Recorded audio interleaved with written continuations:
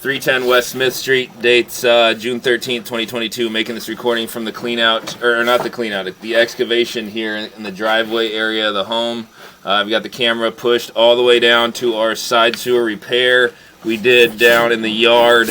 I believe it was about 6-8 months ago here. There you can see the PVC repair and the liner.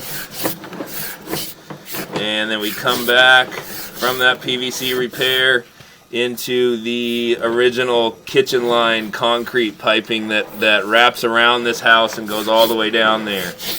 Well, this line was full of grease when we showed up a couple of days ago, dug up a section, and now have jetted it clean so that the kitchen line should be functioning and totally flowing again.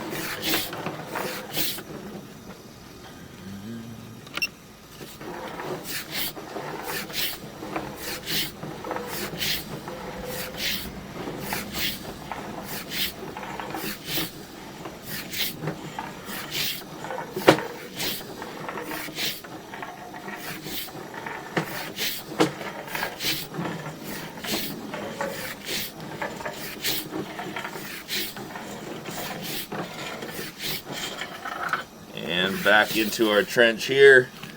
That is the open piping there, you can see.